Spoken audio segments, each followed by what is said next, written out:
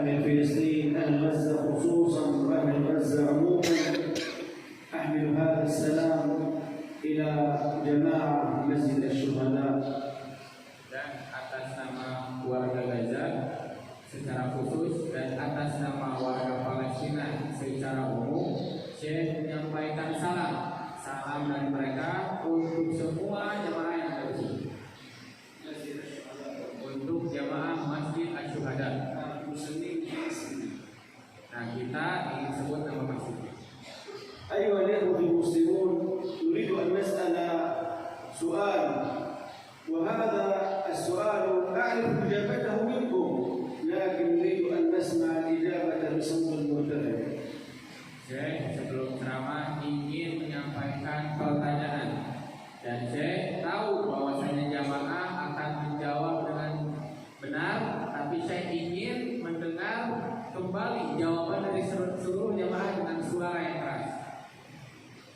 بيت المقدس والمسجد الأقصى حق لأهل فلسطين أم حق للمسلمين جميعا؟ Pertanyaannya, Baitul Maqdis dan Masjidil Aqsa itu milik warga Palestina saja atau milik umat muslim semuanya? ما شاء الله. إذا موضوعنا المسجد الأقصى أمانة المسلمين. Maka dari itu judul ceramah kita kali ini adalah Masjid Al-Aqsa Amanah Muslimin. المسجد الأقصى الذي أعظمه الله تبارك وتعالى قبل بعثة النبي صلى الله عليه وسلم. فقبل أن نقول أن المسجد الأقصى هو أول قبلة للمسلمين، المسجد الأقصى كان معظما وأعظمه الله تبارك وتعالى أيضا قبل بعثة النبي صلى الله عليه وسلم.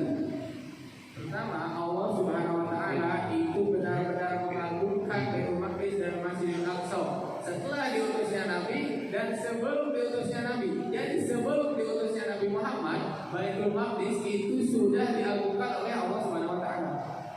وكما أن الله سبحانه وتعالى كما تعرفون أن الله سبحانه وتعالى قدر لهذه الأرض المباركة أن تكون أرض أمان لكثير من الأنبياء، وأحبها كثير من الأنبياء وعاش فيها كثير من الأنبياء. Maka sebagaimana kita tahu bahwasanya tanah Baitul Maqdis itu dijadikan oleh Allah negeri yang aman bagi banyak para nabi. Banyak para nabi yang tinggal di sana, banyak para nabi yang cinta tanah ini, dan banyak para nabi sampai meninggal di tanah ini. ولماذا سميت فلسطين بأرض الأنبياء؟ Pertanyaannya, kenapa negeri Palestina itu disebut negeri para nabi? لكثرة الأنبياء الذين عاشوا في هذه الأرض المباركة. Jawabannya karena sangat banyak sekali para nabi yang tinggal di tanah tersebut. ففلسطين أكثر الأماكن التي عاش فيها الأنبياء وزارها الأنبياء.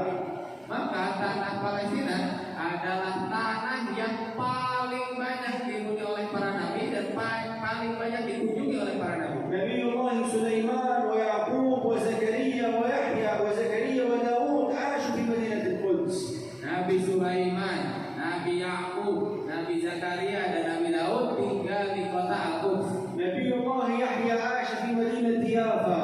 Nabi Yahya tinggal di kota Yafa. نبي الله لوط ونبي الله شعيب عاش في مدينة عكا. Nabi Lut dan Nabi Syuaib tinggal di kota Akka. نبي الله إبراهيم عاش في مدينة الخليل. Nabi Ibrahim tinggal di kota Al-Khalil. نبي الله عيسى عليه السلام ولد في مدينة بيت لحم وعاش في مدينة بيسان. Nabi Isa alaihissalam lahir di kota Bethlehem dan tinggal di kota Bisan. نريد أن نعرف ما هو واجبنا تجاه بيت المقدس والمسجد الأقصى.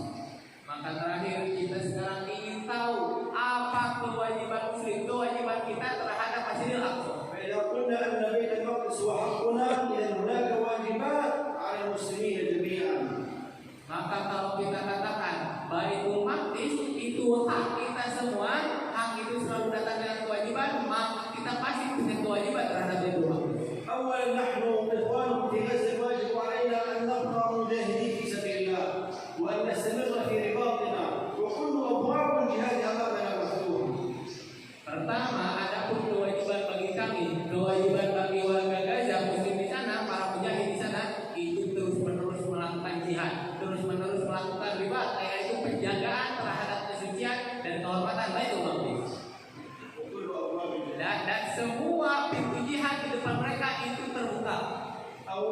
الواجب على المسلمين هو أن يكونوا مع إخوانهم ويسمعوا أخبارهم كل يوم وينظروا إلى الأخبار ويعرف أحوال إخوانهم وكيف أمورهم ولا يخذلونهم ولا يتركونهم وحدهم.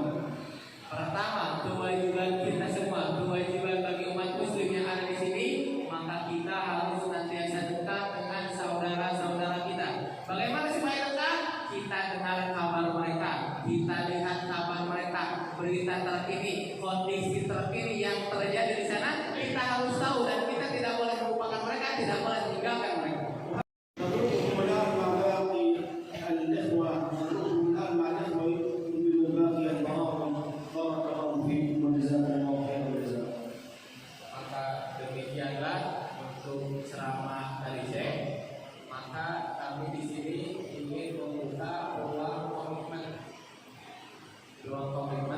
Maka kami ini biasa lakukan di masjid-masjid yang kami datangi. Maka kami membuka ruang komitmen dan kami membawa hadiah jamaah sekalian. Nah, ini yang kami bawa hadiahnya. Ini kami kasih untuk para jamaah yang ingin berkomitmen donasi. Maksudnya komitmen donasi apa? Misalnya di antara jamaah ada yang tidak bawa uang banyak hari ini, tapi bisa besok misalnya ingin berdonasi, atau lusa misalnya ingin berdonasi, atau pekan depan misalnya ingin berdonasi. Bisa besok, bisa lusa, bisa pekan depan donasinya. Nah, dan di antara jamaah yang ingin berkomitmen donasi, ini kami ingin kasih hadiah ini. Dan di antara jamaah kalau ada yang di sini yang ingin komitmen donasi di atas 5 juta, maka ingin kami kasih hadiah ini. Ini tidak harus sekarang, boleh transfernya besok, boleh transfernya lusa, boleh transfernya juga pekan depan. Dan kami nanti akan kasih nomor rekeningnya dan kasih nomor HP-nya untuk dikirimkan bukti transfernya. Mungkin di antara jamaah